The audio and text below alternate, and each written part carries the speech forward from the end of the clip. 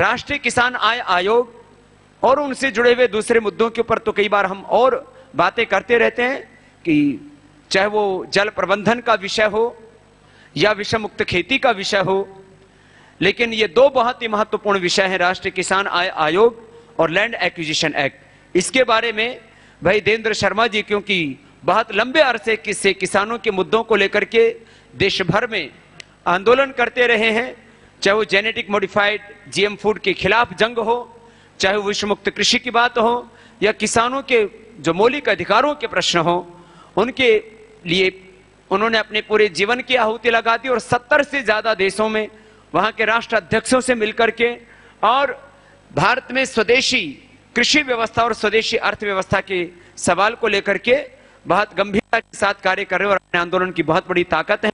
देवेंद्र जी का एक बार पुनः सबकी ओर से बहुत बहुत अभिनंदन है और मैं उनको आमंत्रित करता हूं इन दो सवालों को लेकर के आपके बीच में संवाद करेंगे। आदरणीय स्वामी जी महाराज और बिहार के कोने कोने से आए भाई और बहनों, स्वामी जी महाराज कहते हैं, अभी आपके सामने उन्होंने रखी भी है, कि किसान की पीड़ा जो है वो उसका जो दर्द है, शायद इसका देश में अनुमूलन हो ही नहीं पाया अभी तक कि क्यों किसान मर रहे हैं, क्यों आत्महत्या कर रहे हैं, क्यों किसान खेती छोड़ना भी चाहते हैं। इस देश में तकरीबन 60 करोड़ परिवार हैं जो खेती से जुड़े हुए हैं, जो खेती करते हैं, और ये कहा जाता है कि किसान की पैदावार बढ़ेगी तो उसकी आय भी बढ़ेगी। ये हम सुनते आए हैं। बिहार में भी बहुत जोर चल रहा है कि अब किसान की पैदावार बढ़ाई जाए, तो हाइब्रिड किस्म के बीज भी लाए जा रहे हैं और किसानों को खूब एक अनुदान भी दिया जा रहा है कि इसका जो है उपयोग बढ़े। सरकार ये आशा करती है कि भाई उनकी पैदावार बढ़ेगी तो उनकी आय बढ़ेगी, लेकिन पिछले 50 सालों में हमने देखा है, जब से हरित क्रांति शुरू हुई है, 42-45 साल हो गए हैं, कि जितना किसान फर्टिलाइजर, जिसको स्वामी जी कहते हैं जहर डालते हैं, फर्टिलाइजर, पेस्टिसाइड्स और या हाइब्रिड्स का उपयोग करते आए हैं, उतने किसान की इनकम जो है, उसकी आय जो है वो गिरती जा रही है। ये एक तरफ तो ये प्रॉब्लम है, दूसरा ये कहा जाता है कि किसान को न्यूनतम मूल्य नहीं मिलता, मिनिमम सपोर्ट प्राइस जो है वो नहीं मिलता। हम दोनों को पहले समझने की कोशिश करें, क्योंकि जब आप गांव में जाएंगे तो आपसे भी ये सवाल पूछा जाएगा। पहली बात तो ये कि पिछली बार सरकार ने जब इसका आंकलन किया कि एक किसान परिवार की आय कितनी है, वो 2003-2004 के एक सैंपल सर्वे होता है, नेशनल सैंपल सर्वे ऑर्गेनाइजेशन की रिपोर्ट, NSSO कहते हैं। उसमें पहली बार और आखिरी बार सरकार ने ये आंका कि किसान परिवार की औसतन आय क्या है। आपको हैरानगी होगी जान के कि उसमें निकला कि सारे देश में किसान परिवार की, जिसमें 5 सदस्य अगर आप औसतन ले लें, तो उनकी मासिक आय जो है वो 2115 रुपए है। बहुत से लोग कहते हैं कि किसान को न्यूनतम मूल्य मिल जाए और ठीक मूल्य मिल जाए तो उसकी आय बढ़ जाएगी। बिहार में तो मंडियां है ही नहीं। पंजाब और हरियाणा एक ऐसा दो प्रदेश हैं जिसमें कि हर 10 किलोमीटर 15 किलोमीटर के बाद एक मंडी है। मंडी में किसान जाता है, अपनी उपज लेके जाता है, वहाँ FCI है, वहाँ स्टेट एजेंसीज हैं जो उसकी खरीद करती हैं। बिहार में तो अधिकतर किसान जो हैं, मंडी चीज की तो है ही नहीं यहाँ पर तो आप किसी बिचौलिए को या किसी आड़तीय को अपना माल जो है वो बेचते हैं, किसान अपनी उपज बेचता है, वो उसको जो मूल्य उसमें होता है, लागत जो होती है वो दे देता है। तो सरकार अगर 1200 कह रही है, 1285 रुपए गेहूं का दाम रखती है, तो यहाँ के किसान को 1000 रुपए से ज्यादा नहीं मिलता। लेकिन अगर मिल भी जाए तो न्यूनतम जो मूल्य है, जिसको आप कहते हैं मिनिमम सपोर्ट प्राइस, वो देश में सिर्फ 30% या 35% किसान हैं जिनको वो मिलता है, क्योंकि जिस किसान के पास कुछ होगा बेचने को, उसी को तो मिलेगा। वो जो किसान अपने लिए लगा पाते हैं या थोड़ा लगाते हैं, उनको वो लागत वो भी नहीं मिलती है, तो वो तो सिर्फ बाजार के ऊपर या अपनी जरूरत को बाजार से खरीदते हैं, उसका उपयोग करते हैं। तो ये क्या कारण है इस देश में कि इतने सालों के बाद, हरित क्रांति आने के बाद भी आज किसान की दुर्दशा जो हो रही है? इसमें हमारा यह मानना है, स्वामी जी का जैसे आपको आह्वान रहा है कि किसान की आय कैसे बढ़ाई जाए, किसान की दुर्दशा से उसको कैसे निकाला जाए।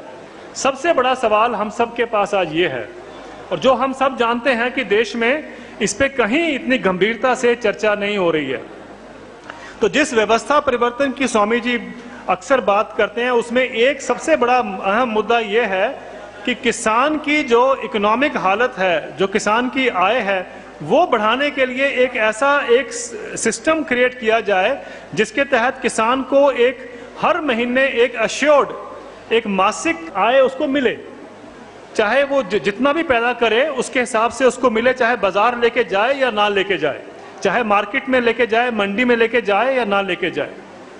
उसके लिए हमारा यह सोचना है कि किसानों के लिए भी अब समय आ गया है, किसानों के लिए भी एक किसान, जिसको कहते हैं किसान आय आयोग का गठन होना चाहिए। किसान के लिए एक इनकम कमीशन का गठन होना चाहिए। उसका मतलब यह है कि सरकारें जो हैं वो ये तय करें कि हमारे राज्य में, अगर बिहार ले लें, तो कौन से इलाके में किस तरह की खेती होती है, उसको देख के एक कमीशन ये तय करे कि इस इलाके को कौन किसानों को कितना जो है आय मिलनी चाहिए, उसकी जो उसकी रकबा है या जो उसकी जमीन है उसके हिसाब से, उसकी पैदावार के हिसाब से, और वो सरकार तय करे जो कि किसानों को हर माह या हर साल के जो भी उसका सिस्टम होगा उसके तहत वो मिले। और अगर सारे देश में देखें तो अब समय आ गया है कि हमें किसानों को भी एक न्यूनतम आय देने की बात होनी चाहिए। सबसे बड़ा सवाल ये खड़ा होता है, सरकार ये कहती है कि हमारे पास पैसा नहीं है। मेरा मानना है कि सरकार के पास बहुत पैसा है, लेकिन उनको दिया जा रहा है जो पूंजीपति हैं, और गरीब आदमी को पैसा नहीं दिया जाता, उसकी सब्सिडी खत्म करने की बात होती है। इस साल में ही अगर देख लें स्वामी जी महाराज, इस साल सरकार ने टैक्स माफ किए हैं अमीरों के, 5,29,000 करोड़ रुपए के अमीर लोगों के टैक्स माफ किए हैं सरकार ने। वो भी एक तरह से अनुदान है उनके लिए, उनके टैक्स माफ कर दिए, लेकिन गरीब आदमी को, किसान को पैसा देने के लिए सरकार के पास पैसा नहीं है। तो इसका मतलब साफ है कि कहीं ना कहीं हमारी नीतियां ऐसी हैं जो ये इनइक्वालिटी को बढ़ावा देती हैं कि एक अमीर जो है अमीर हो जाए, गरीब जो है गरीब हो जाए। स्वामी जी, एक परसों चौथ एक अखबार में एक बहुत बड़ी खबर छपी, और मैं आपके उसमें लाना चाहता हूं नोटिस में। उसमें यह छपा कि हमारे देश में 2011-2012 में वो लोग जिनकी समर्थ बढ़ती जा रही है उनका नंबर 30% बढ़ गया, और वो लोग अब उनका नंबर 81,000 हो गया, सिर्फ 81,000, और उनके पास 1.2 ट्रिलियन रुपीस उनके पास है। उनकी इकोनॉमिक वेल्थ जो है 1.2 ट्रिलियन, यानी वो 65 लाख करोड़ जो है उन लोगों के पास है, और ये वो लोग हैं 81,000 लोग। उनकी आय बढ़ती जा रही है, किसान की आय गिरती जा रही है। इसलिए 40% किसान देश के जो हैं वो खेती छोड़ना चाहते हैं, और 2.5 लाख किसान जो हैं वो आत्महत्या कर चुके हैं। आप जानते हैं, अभी जो लेटेस्ट आंकड़ा आया उसको मिला लें तो तकरीबन 2,70,000 किसान 1995 के बाद आत्महत्या कर चुके हैं। तो इसका मतलब यह है कि खेती के ऊपर घोर संकट है। एक तरफ तो किसान की आय, और दूसरी तरफ किसान की जो पहले जल जंगल जमीन का तो आप देख रहे हैं सरकार, कंपनियों ने और अमीर लोगों ने मिलकर दबोच लिया। अब कोशिश है कि जो किसान की जमीन है वो भी हथिया ली जाए। तो ये लैंड एक्विजिशन एक्ट का अब दुरुपयोग जो आपके सामने हो रहा है, अभी मैं देख रहा था बिहार में भी एक थर्मल प्लांट के खिलाफ बहुत बड़ा आंदोलन चल रहा है। वहां की जमीन जो हथियाई जा रही है, जहां की अधिग्रहण हो रहा है जमीन का। आपके साथ में एक प्रदेश है उत्तर प्रदेश। उत्तर प्रदेश में 1/3 जमीन जो है किसानों की, उसका अधिग्रहण हो रहा है। वो 8 एक्सप्रेस वेज बन रहे हैं, 8 जो मेन उनके जो सड़कें बन रही हैं उसके ऊपर। एक सड़क के इधर भी 400 मीटर, एक सड़क के इधर भी 400 मीटर, दोनों तरफ 400 मीटर जमीन का अधिग्रहण किया जा रहा है, कि जो कि रियल एस्टेट को दिया जा रहा है। उत्तर प्रदेश में ही देख लें, जैसा स्वामी जी ने कहा है, 140 लाख टन अनाज की उपज जो है वो कम हो जाएगी। मैं सिर्फ गेहूं और धान की बात कर रहा हूं। गन्ना और आलू बहुत बड़ी उनकी उपज होती है, लेकिन उसकी हम अभी बात नहीं कर रहे। सिर्फ गेहूं और धान में भी 140 लाख टन की उनकी कमी आ जाएगी। तो जैसा कि पहले कहा कि अगर जमीन हमारे हाथ से चलेगी, किसानों के हाथ से चलेगी, तो देश के लिए अनाज कौन पैदा करेगा, देश के लिए अन्न कौन पैदा करेगा, यह बहुत बड़ा संकट हमारे देश पे आ रहा है। कोई भी हमारी कृषि जमीन जो है, कृषि योग्य जमीन है, वो किसी भी गैर कृषि कार्यों में नहीं ली जाए, उसके ऊपर एक प्रतिबंध लगना चाहिए इस देश में। और किसानों को आय मिलेगी और जमीन का अगर उसके पास बचाव हो पाएगा, तभी वो अपना इकोनॉमिक डेवलपमेंट कर पाएगा। एक छोटी सी बात के साथ मैं अपनी बात खत्म करूंगा।